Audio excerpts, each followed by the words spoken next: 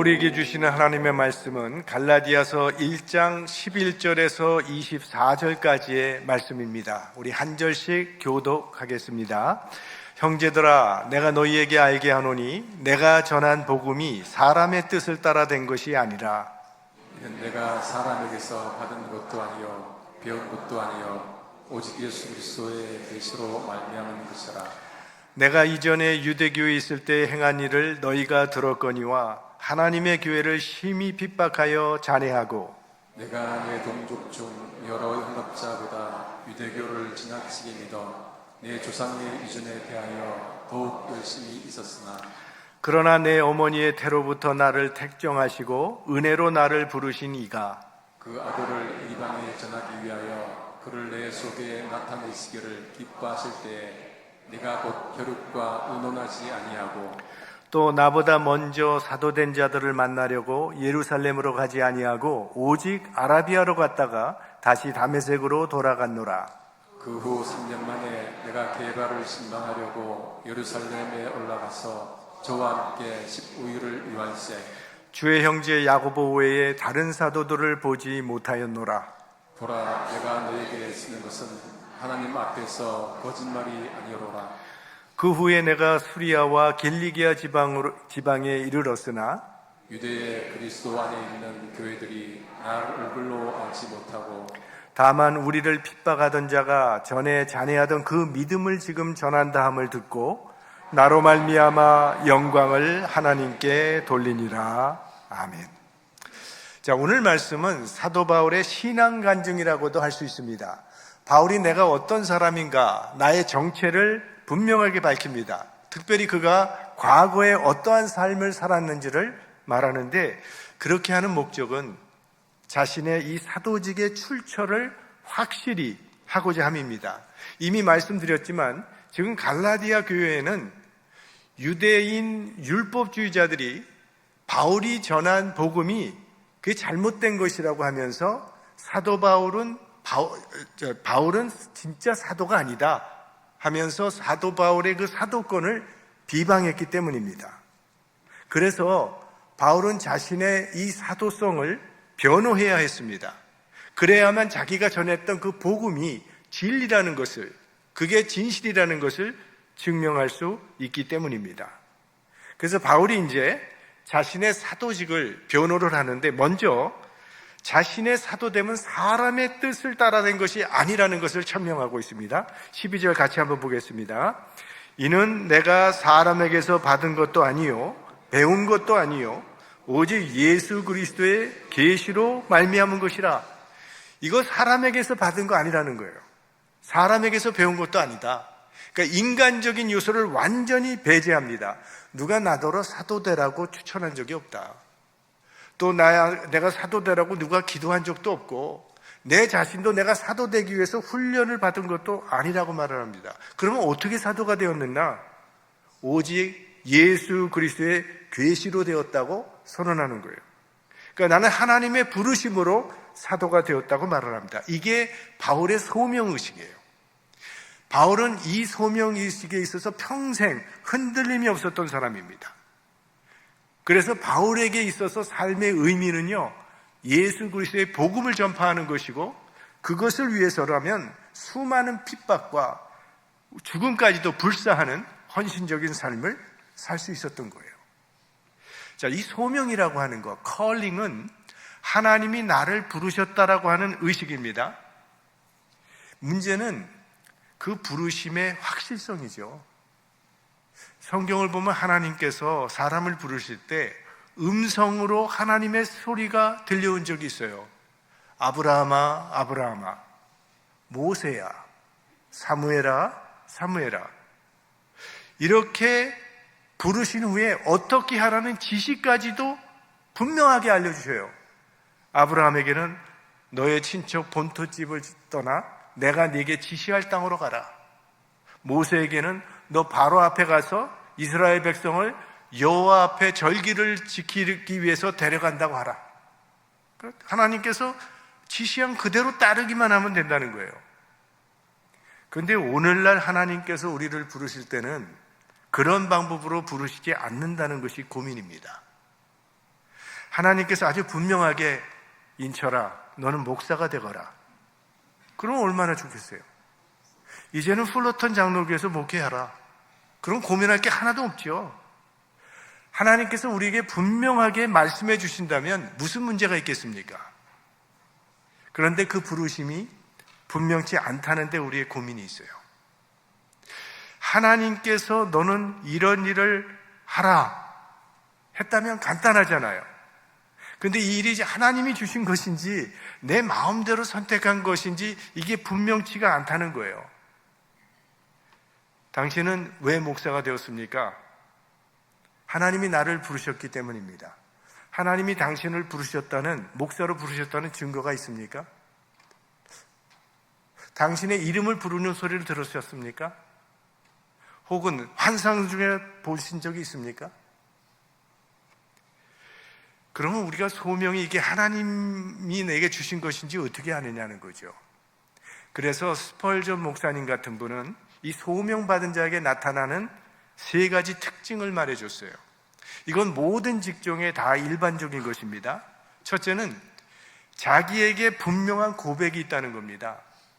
내가 스스로 생각할 때 이게 가장 중요하고 이게 내 인생의 가장 귀한 일이라는 생각이 드는 그 일이 소명이라는 거예요.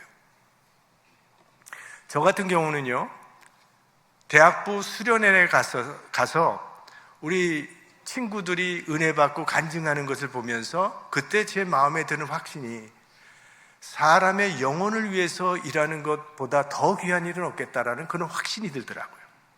그리고 예수 모르는 세상 사람들이 너무 불쌍해 보이는 거예요. 그래서 그때 저는 헌신을 했어요. 제 친구 중에 하나는 며칠 전에 참 오랜만에 친구가 찾아왔어요. 지금 장로님이 되셨던데, 이 친구는요 어릴 때 미국 크리스천 집에 입양이 된 거예요. 입양아예요. 그래서 그렇게 평생을 자랐어요. 근데 그때 청년 때 무슨 얘기를 했던 기억이 나냐면, 자기는 나중에 어른이 되면, 크면 이런 일, 자기가 그렇게 큰 은혜를 받았기 때문에 나도 입양하는 일을 하겠다 그러더라고요. 그러더니 지금 일은 은퇴를 했어요. 지금 그 입양 단체, 엠팩이라고 하는 단체의 대표로 일하고 있어요. 그에겐 그게 가장 귀한 일이에요. 그게 소명이라는 겁니다. 그 다음에 자기에게 분명한 고백이 있다는 거예요. 두 번째로, 그 일이 가장 수월하다는 거예요. 이게 무슨 얘기냐면 쉬워야 소명이지 어려우면 소명이 아니라는 거예요. 왜냐하면 하나님께서 우리에게 어떤 일을 맡기실 때는 그 일을 감당할 수 있는 은사와 달란트도 이미 주셨다는 거죠. 그러니까 하나님께서 감당할 수 있도록 미리 다 준비해 주셨기 때문에 다른 일보다 쉬운 일이 되는 거예요. 그러니까 하나님은 내가 할 수 없는 일을 시키는 분이 아니라는 거죠. 유치원생한테 너 은행 가서 돈 찾아와라 이런 거 시키는 부모가 있습니까? 할 수 있는 일을 시키신다는 거예요. 여러분, 그 시카고에 있는 미국의 그 윌로우 크릭 처치라는 처치에 대해서 좀 들어보셨던 분 많이 계실 거예요. 엄청나게 큰 교회이기 때문에. 근데 그 교회에서 목사님이 한번 무슨 일을 했냐면, 여러분들이 가장 잘하는 일이 있을 것입니다. 그것으로 교회를 섬기고 이웃을 섬기십시오 라고 설교를 했어요. 그랬더니 한 여성도 분이 목사님께 찾아와서 이런 말을 했습니다. 목사님, 제가 할 수 있는 일은 쇼핑밖에 없어요. 나 쇼핑광인데 저 같은 사람이 어떻게 교회와 이웃을 섬길 수 있겠습니까? 그랬더니 이 목사님 잠시 생각을 하다가 뭐라고 대답했냐면, 그럼 교회 쇼핑위원회를 하나 만드세요. 그리고 교인들이 얼마나 바쁩니까? 어디 가야 어떤 물건을 살 수 있는지 그거 공부하느라고 시간을 많이 뺏길 수도 있는데, 성도님이 대신 쇼핑위원회를 만들어서 성도들이 구입하기 원하는 물건 주문을 받아서 그걸로 쇼핑을 대신 한번 해주라고. 그래서 주문을 받았는데 많은 교인들이 주문을 하더래요. 이분은 쇼핑하는데 얼마나 신나게 잘하는지 인터넷을 통해서 세계 다 뒤져가면서 가장 저렴한 가격에 가장 품질이 좋은 물건을 사가지고 그 교인에게 배달을 해주는 거예요. 그러니까 교인이 너무너무 해피한 거죠. 믿고 맡길 수 있으니까 좋고, 시간이 절약되니까 가족과 더 많은 시간을 보낼 수 있도록 좋고, 그래서 점점 주문이 많이 들어와서 그 교회에서 가장 중요한 위원회가 되었다고 하는 거예요. 여러분이 잘 할 수 있는 일이 있을 겁니다. 뭐든 있을 거예요. 그걸로 섬기는 거예요. 운전을 잘 하시면 우리 교회 밴 좀 왔다 갔다 하는 거 좀 도와주시면 되는 거고요. 또 음식 잘 하시는 분 참 많잖아요. 그런 분은 만나 사역을 감당하실 수도 있고, 또 셀프 아카데미에서도 점심 대접을 해주실 수 있고, 찬양 잘 하시는 분도 얼마든지 뭐 찬양팀도 있고 합창단도 있고 또 양로 사역도 있고요. 자기가 잘하는 게 있는데 그것으로 하는 것이 소명이라고 생각하면 되네요. 그 다음에 세 번째로, 소명으로 하는 일은요, 즐겁습니다. 하는 일이 괴롭다면 그건 소명이 아닐 겁니다. 가끔 교인들이 그래요. 우리 목사들 위로하는 말, 목사님 많이 힘드시죠? 아니라고 하고 싶지만, 그러면 저 목사는 일은 안 하고 맨날 노나보다, 이렇게 생각할지도 몰라요. 그렇지만 전 솔직히 즐거운 마음으로 목회합니다. 그래서 전에도 말씀드렸지만요, 선교사님들 불쌍하게 생각하지 마세요. 그분들은 정말 그게 좋아서 하는 거예요. 그게 즐거운 거예요. 하기 싫은 것을 억지로 십자가 지듯 하는 것은 소명이 아니라는 거예요. 자, 사도 바울이 빌립보서 2장 13절에 이 말을 썼습니다. 함께 읽어볼까요? 너희 안에서 행하시는 이는 하나님이시니 자기의 기쁘신 뜻을 위하여 너희로 소원을 두고 행하게 하시나니. 고생스러워야 소명이라고 생각하는 경우가 있는데, 소명은 내게도 기쁨을 주는 겁니다. 하나님께서 우리가 기쁘게 살기를 원하시지 슬프면서 울면서 살기 원하시는 하나님이 아니시거든요. 전 예전에 마이클 조던이 은퇴하면서 했던 그 인터뷰를 기억하고 있어요. 마이클 조던이 농구 선수잖아요. 근데 인터뷰할 때 무슨 얘기를 했냐면, 자기의 가장 행복한 시간은 농구하는 시간이라고 그랬어요. 그건 자기 취미 생활이라는 거예요. 근데 취미 생활을 즐기며 하는데 돈까지 버니 이게 얼마나 행복한 일이라고, 그런 얘기를 마이클 조던이 했어요. 소명이에요. 소명받은 자에게는 즐거움이 있다니까요. 이렇게 세 가지 현상을 스펄전 목사님이 말씀했어요. 이제 바울은 그의 소명이 하나님으로부터 온 것임을 증거하기 위해서 자신의 과거를 간증하는 겁니다. 이게 정말 하나님으로부터 온 소명이라는 것을 증거하기 위한 과거의 간증이에요. 자, 13절 14절 함께 봅니다. 내가 이전에 유대교회에 있을 때에 행한 일을 너희가 들었거니와 하나님의 교회를 심히 핍박하여 잔해하고 내가 내 동족 중 여러 영갑자보다 유대교를 지나치게 믿어 내 조상의 유전에 대하여 더욱 열심히 있었으나. 내가 유대교회에 있을 때라고 얘기하는데요, 바울은 유대교인이었어요. 유대교라고 하는 것은 모세가 받은 율법을 토대로 하는 종교입니다.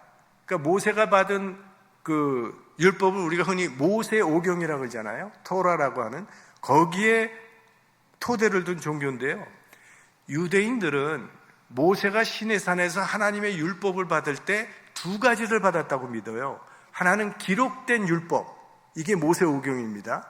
그거와 더불어 입으로 전달해준 율법이 있다고 그렇게 믿어요.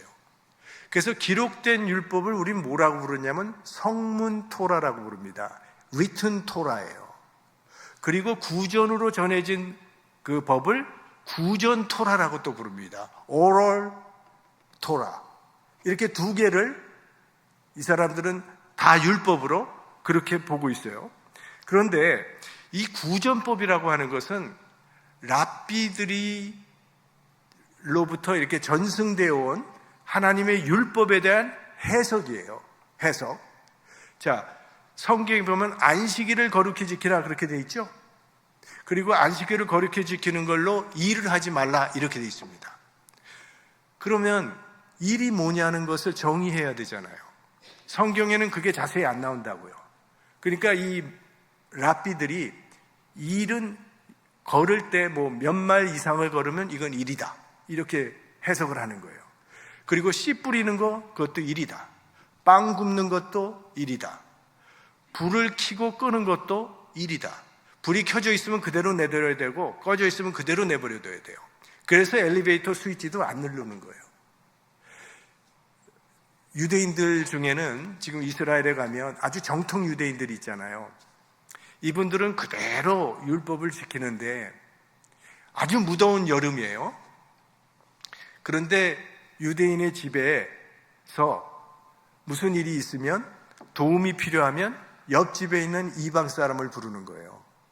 그래서 이방 사람을 친구로 그냥 이유를 안 대고 그냥 부릅니다. 초대해요. 그러면 들어오잖아요. 그러면 유대인들이 어떤 얘기를 하냐면 오늘 날씨가 매우 덥다. 그건 무슨 얘기인가 하면 더운데 에어컨을 못 틀어놨던 거예요. 그러니까 그걸 금방 알아차리고 이방인이 에어컨 켜주고 가는 거예요. 그게 그들의 율법입니다. 이만큼 철저하게 그들이 지킨단 말이죠. 자, 이런 구전이 성문화되어서 바리새인들이 성문화했는데 그걸 미시나라고 부릅니다. 미시나. 그래서 이 미시나에 나오는 그 법들이 우리 성경에 보면 장로의 유전, 장로의 전통이라는 얘기가 나오잖아요. 그걸 얘기하는 거예요. 바리새인들이 예수님의 제자들이 손을 안 씻고 먹는 것을 보고 그때 이런 얘기했죠. 당신의 제자들이 어찌하여 장로들의 유전을 범하나이까? 떡 먹을 때 손을 씻지 아니하나이다. 이 장로들의 유전이라는 게 바로 구전입니다. 입으로 전해 내려오는 법, 전통, 관습 이런 걸 말하는 거예요. 자, 이 말씀을 이런 비난을 들었을 때 예수님께서 뭐라고 대답을 하셨죠?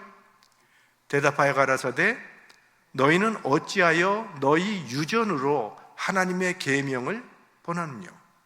그러니까 예수님께서는 너네들은 하나님의 계명보다 그 유전을 더 높이 보고 오히려 이 유전을 지키느라고 하나님의 계명을 범하고 있다고 그렇게 말씀하셨던 거죠. 자, 바울은 열심히 아주 특심한 유대교인이었습니다. 그러니까 어릴 때부터 율법을 공부했고 그걸 지키면서 살았던 사람이고 어른이 돼서는 그 유명한 가말리엘의 문화생으로 거기서도 아주 특출나게 열심히 있는 엄격한 교훈을 지키는 그런 유대교인이었어요. 자, 누구보다도 열심으로 조상의 전통을 지켜왔다는 거예요. 유대교에 철저했던 바울에게 예수라고 하는 사람은 이건 하나님의 원수였어요. 율법을 무너뜨리는 자였다고요. 그러니 예수 그리스도의 제자들을 핍박하는 것은 당연한 일이죠. 그래서 바울은 예루살렘에 살고 있는 그리스도인들을 다 색출해내서 감옥에 가두었던 겁니다. 그리고 그리스도인들을 죽일 때마다 찬성표를 던졌던 사람이 바울이에요. 그것만으로 성이 차질 않아서 다메섹까지 가서 사람들 잡아오겠다고 쫓아간 거예요. 자, 이런 사람을 누가 막겠어요?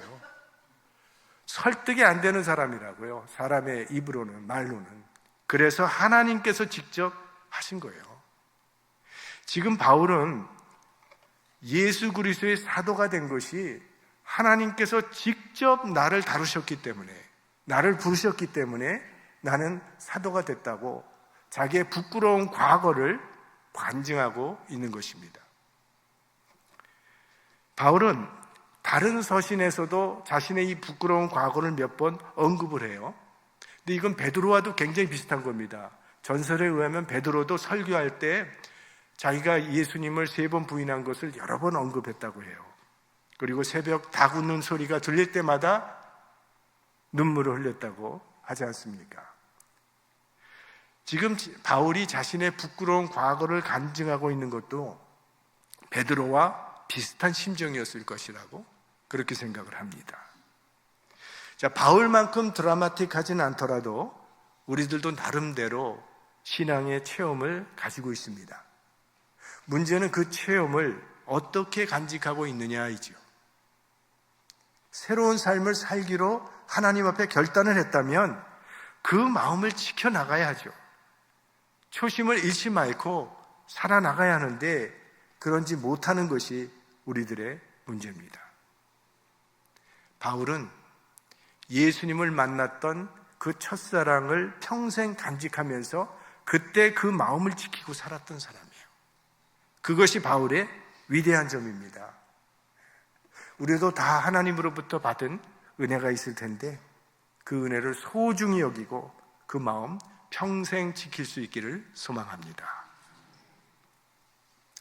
자, 바울의 소명은 하나님으로부터 온 것이라고 했는데, 그러면 그 소명은 언제부터 시작되었는가 하는 거예요. 바울은 다메섹에서 부활하신 주님을 만났고 주님의 음성을 들었습니다.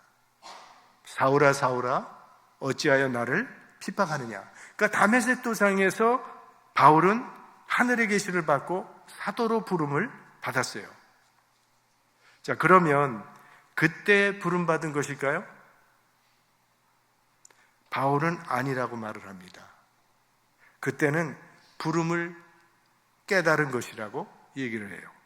그제야 비로소 바울의 귀가 열려서 하나님의 음성을 들은 것이지, 사실은 하나님은 그를 창세전부터 택정하시고 부르셨다고 그렇게 고백을 하는 거예요.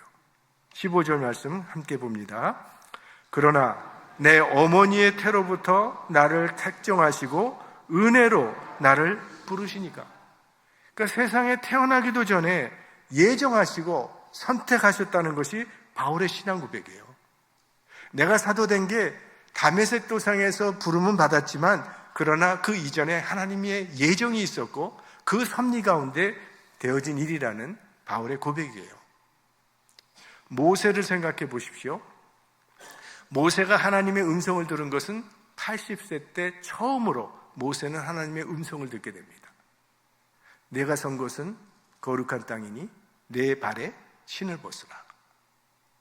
바로의 궁전에서 40년, 미디안 광야에서 40년 마치고 80세 때 부름을 받았어요. 하지만 귀로 들은 것이 80세 때지. 사실은 그 이전에 어머니 태로부터 모세도 선택받은 사람이죠. 근데 그게 바울이나 모세만이 아니라는 거예요. 우리도 마찬가지라는 겁니다. 자, 우리 에베소서 1장 4절과 5절 말씀 같이 보겠습니다.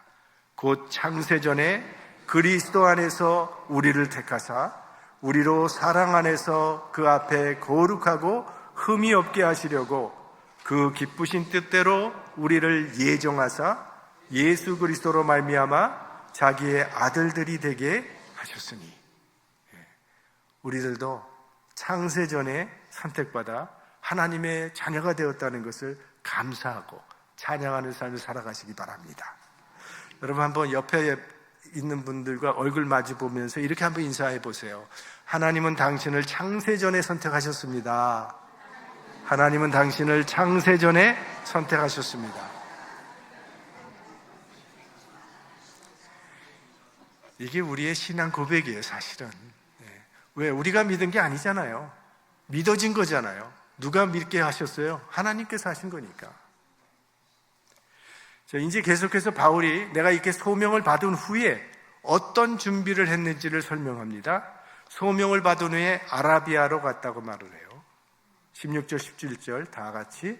그 아들을 이방에 전하기 위하여 그를 내 속에 나타내시기를 기뻐하실 때에 내가 곧 혈육과 의논하지 아니하고 나보다 먼저 사도된 자들을 만나려고 예루살렘으로 가지 아니하고 오직 아라비아로 갔다가 다시 다메섹으로 돌아갔노라. 왜 아라비아로 갔을까요? 소명은 받았지만 바울은 자기 스스로 볼 때 아직 준비가 안 됐다는 거예요. 수련이 필요한 걸 알았기 때문에 아라비아로 갔습니다. 모세는 40년 동안 이스라엘의 지도자 역할을 감당했습니다. 그런데 그걸 위해서 궁전에서 40년, 미디안 광야에서 40년, 80년을 준비했어요. 다윗은 사무엘 선지자가 이스라엘 왕으로 기름 부음을 받았음에도 불구하고 바로 왕이 된 게 아니에요. 13년 동안 죽을 고생을 하면서 수련의 기간을 거친 후에 비로소 왕위에 오르게 됐어요. 예수님의 12제자들은 예수님으로부터 직접 3년간 수련을 받았습니다. 바울은 아라비아 사막에서 3년 동안 수련을 했어요. 신학자들은요, 보통 요 3년을 예수님의 12제자가 예수님으로부터 받았던 그 3년 기간을 보상한 것이다라는 그런 해석들을 많이 하고 있습니다. 아무튼 아라비아의 이 3년은 바울에게는요, 하나님과 깊은 영적 교제를 가지면서 자신의 신앙과 신학을 재정비하는 그런 기간이었어요. 나는 예수 믿는 사람들 핍박하는 것이 하나님을 위한 일이라고 생각했는데 이게 사실은 하나님을 내가 대적하고 있었던 건가? 이렇게 자신을 성찰하기 시작하는 기간이 이 3년이라는 아라비아 기간입니다.